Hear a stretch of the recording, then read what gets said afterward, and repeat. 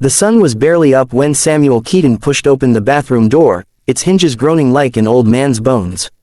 A thin beam of morning light cut across the cracked mirror, landing on his face, the same face he hadn't really looked at in years.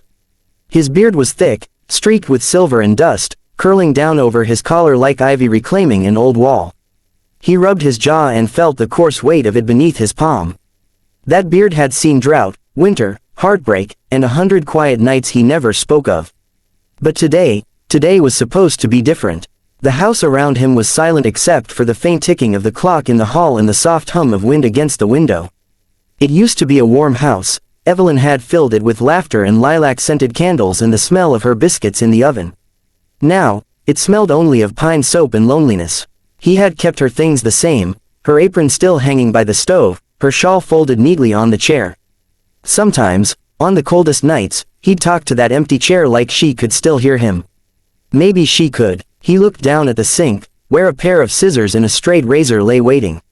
The steel caught the morning light, sharp and final. His reflection stared back at him, and he could almost hear her teasing voice echo from some forgotten summer. "Don't ever shave it, Sam. You look like the man who could wrestle the world and win."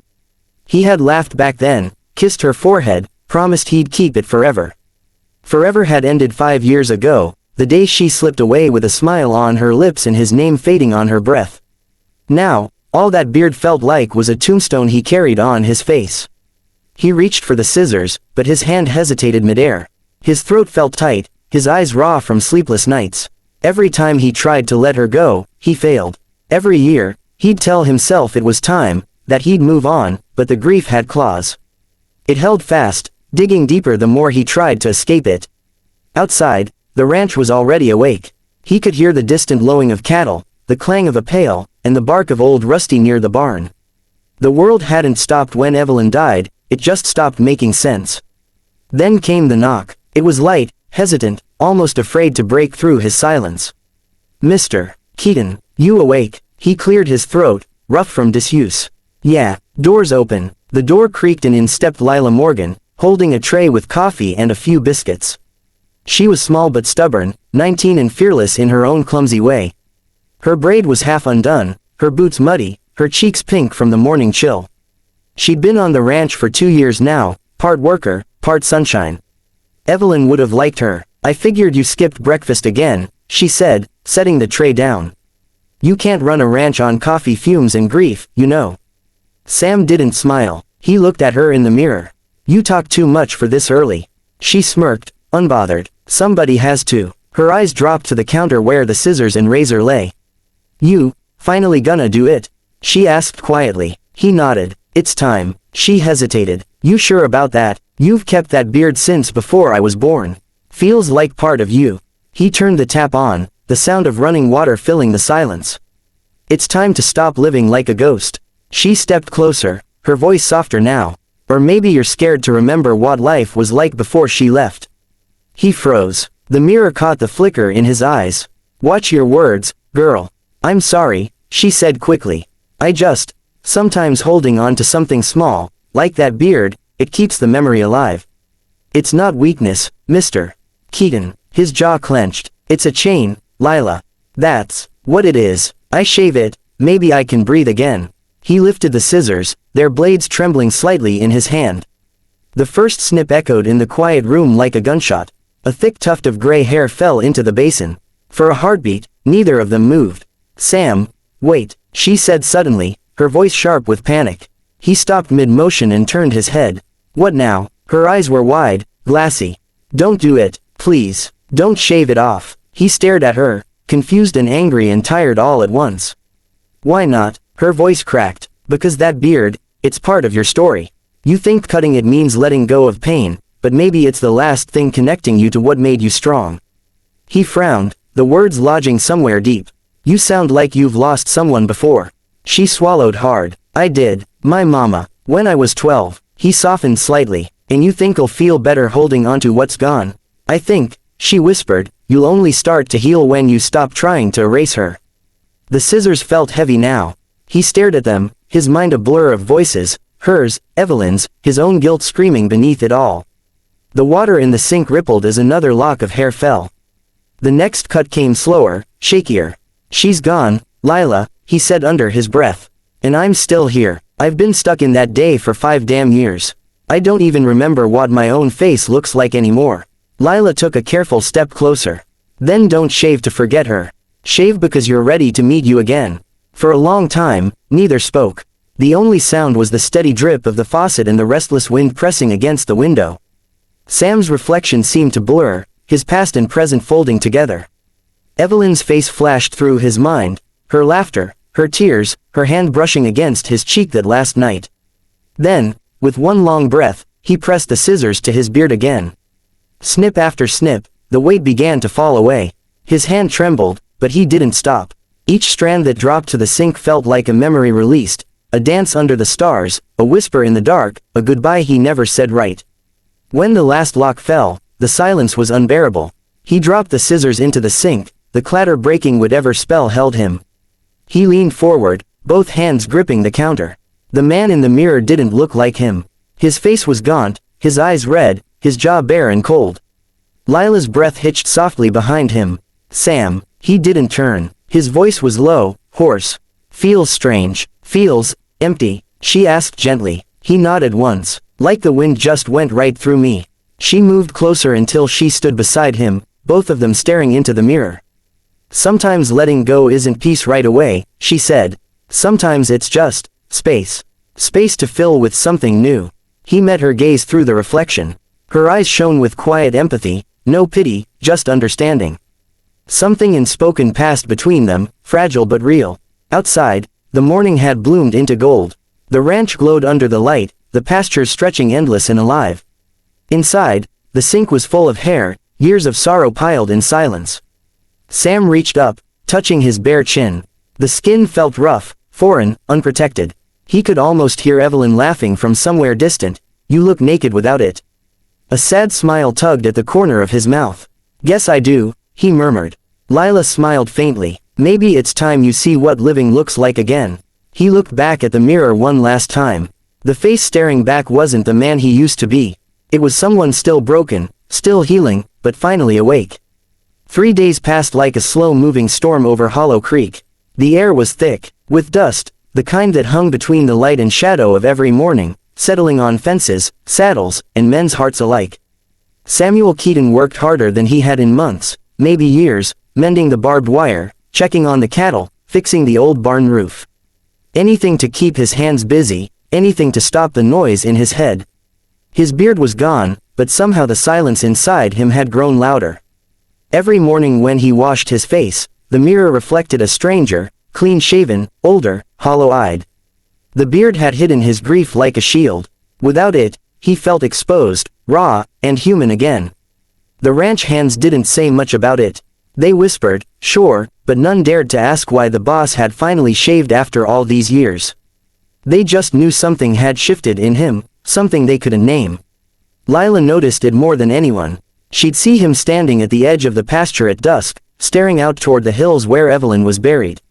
He didn't cry, didn't speak. He just stood there until the sun sank and the first stars began to appear, his hat low, hands in his pockets. It broke her heart a little. That third evening, she couldn't hold back anymore.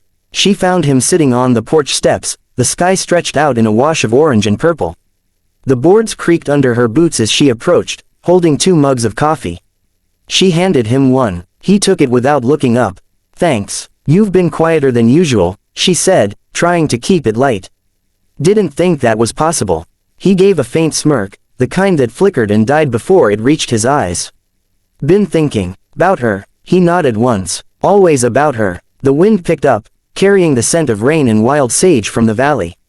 Lila sat beside him, pulling her knees close to her chest.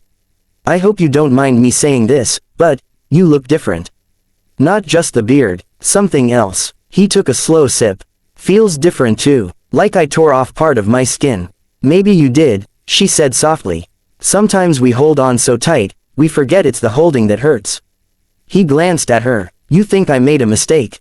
She shook her head. No, I think you made a choice. Big difference. The night settled around them, the soft chirp of crickets weaving through the silence. Out in the dark, the horses rustled in their pens, and the barn lantern glowed faintly in the distance. You know, Sam said after a long pause. When she got sick, I used to sit by her bed every night. She'd tell me stories about us. About how she fell for me, how she thought I was stubborn and proud, but gentle when no one was looking. His voice cracked a little.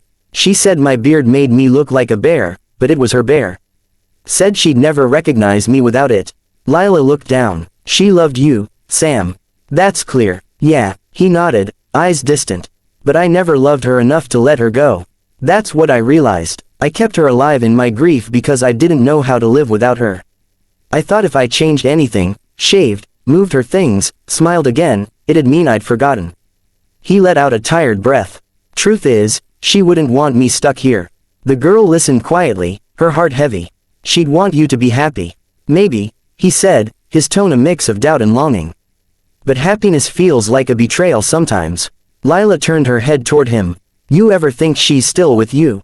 Not in the things she left behind, but in what she gave you, the way you care, the way you notice people, the way you treat the land. Sam rubbed his face, feeling the rough stubble already pushing through. I used to think I was keeping her close by staying the same. But I think now, she's in the change too. The clouds began to gather over the horizon, distant thunder grumbling like an old memory. The first drops of rain hit the porch, soft and steady. Sam didn't move. He let the water fall across his bare face, running down his jaw where the beard once was. It felt cleansing, like the land itself was washing him free.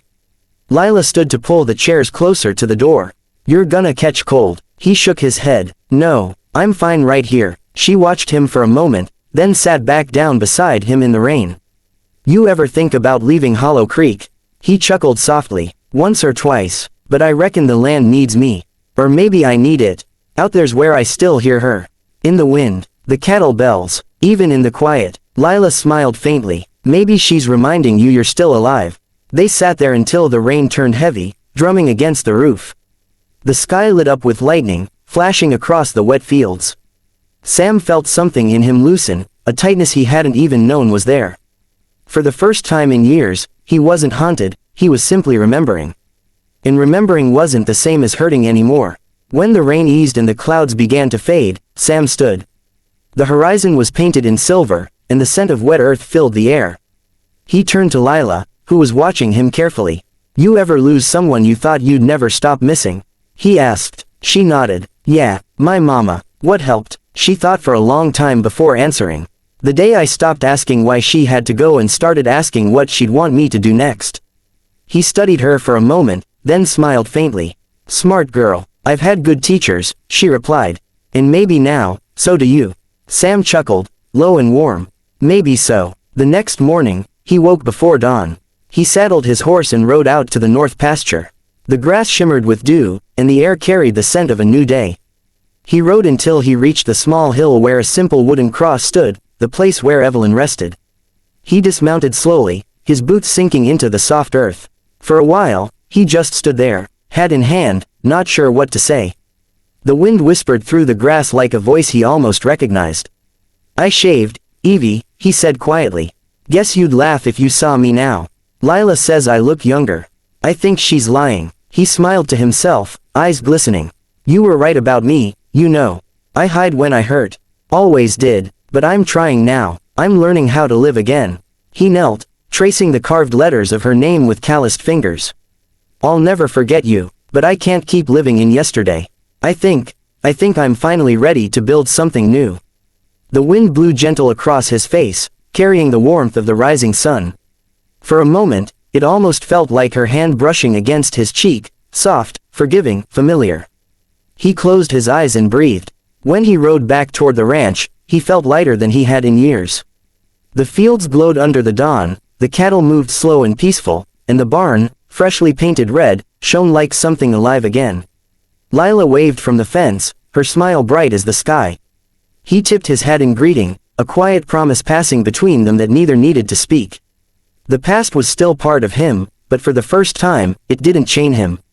It guided him. As the morning stretched white and golden, Samuel Keaton knew this: grief doesn't leave you.